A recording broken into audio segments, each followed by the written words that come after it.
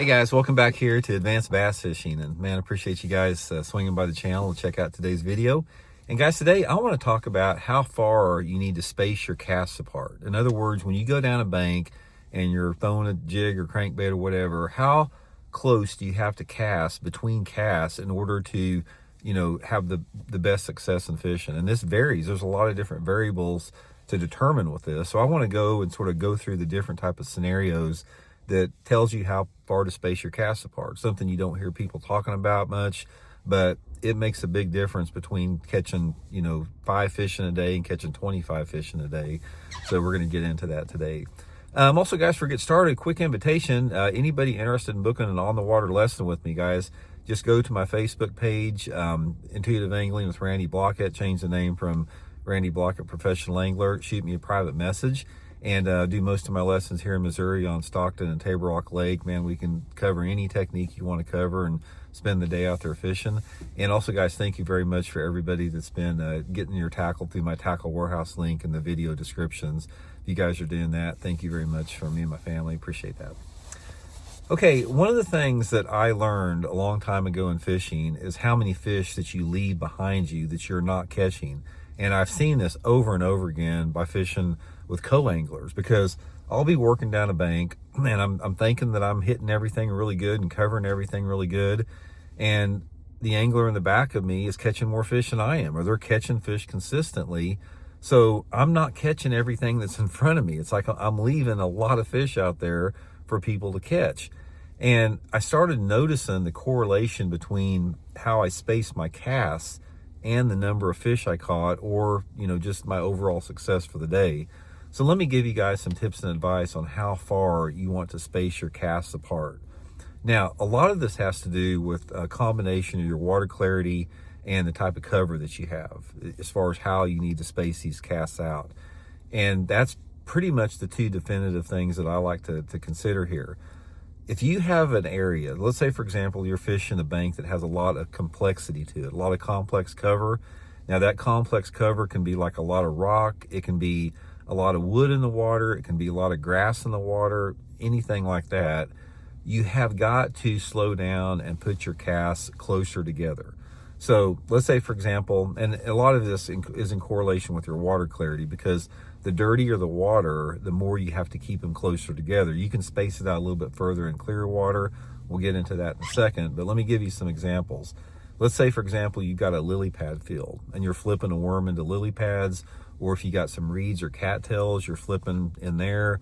Or if you got a boat dock that has pilings on it and you've got like 20 pilings on a boat dock. Or if you're like fishing a riprap bank that has, thousands of just basketball sized rocks on it. If you have an area like that where there's a lot of places for those fish to hide, you can't be spacing your casts a long way apart, because you're going to miss a lot of fish. So my rule of thumb is the thicker the cover and the more off-colored the water is, the closer my casts go together.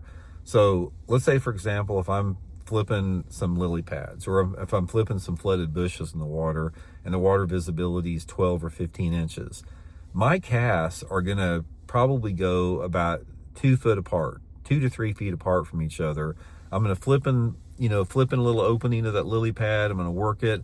I'm going to pull it out, and I'm going to flip 2 or 3 feet away from there is going to be my next flip. Or, if I'm flipping a boat dock or something like that in off-colored water, I'm going to hit one piling on, maybe I'll hit it on one side of the piling, and I'll flip to the other side of the piling and hit the other side of the piling in that off-colored water. Now, as the water visibility increases and the cover decreases, this is when you can space your cast out further. So let's go to one extreme to the other. Let's say on one extreme you have thick cover and dirty water. Casts have got to be really close together. On the other end of the spectrum, let's say we're fishing up on a big open water flat on Lake Champlain, and the water visibility is 12 foot of clarity, and it's a big giant flat, and there's scattered rocks everywhere out there. In a situation like that, in clear water with not much cover, you don't have to cast, you don't have to space your cast close together, because the fish are going to come a long way to get it. So let's say we're up at Lake Champlain, we're out on a big flat, and we're throwing a walk in topwater. So you throw a walking topwater out there, you work it back to the boat. How far does your next cast have to be away from there? In that situation, my next cast is probably going to be, I don't know, 30 or 40 foot away from my first cast, because I know if I'm working that walking topwater like a Zara spook in that gin clear water, those fish can see that coming forever, and they may come 30, 40 foot away to get that topwater, so you don't have to cast on close to where you just cast it. That's the other end of the spectrum, and everything else is in between. So this is one of the things you sort of have to figure out as far as how close do your casts need to be, or how far away do they need to be, based upon the cover and the water clarity. It changes constantly with that. But I will tell you one thing with it: you have to have a balance in it. You can't, a lot of people say, well, it's like you got to be thorough and you got to fish slow and methodically. That is true in some situations, but other situations, you've got to cover some ground. Because let's go back to that offshore flat I'm talking about in clear water. There may be fish all over that flat out there, but they may be scattered.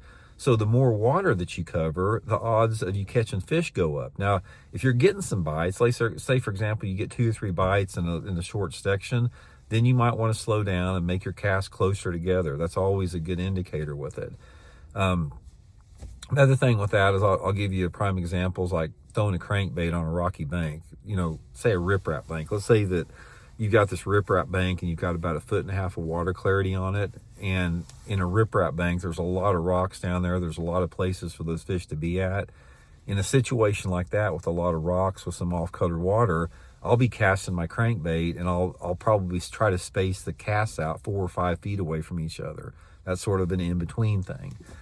But the main thing that you have to do is you have to let your success sort of gauge how far your casts are apart. And also, if you're fishing with somebody else, this is a great indicator if your casts are too far or too close together. Because if you're fishing with somebody and they're in the back of the boat and you guys both sort of have the same fishing skills and the angler behind you is not catching many fish, you're probably casting the right distance apart. But if you're back there with somebody and he's catching as many or more fish than you are, then you're probably your casts are spaced too far apart. So there's a lot of different scenarios with that, but pay attention to it. Pay attention to it and figure out on a day-by-day basis how far your casts need to be apart. Definitely adds up to a lot more fish. So anyway, guys, hope it helps you catch some, and we'll talk later.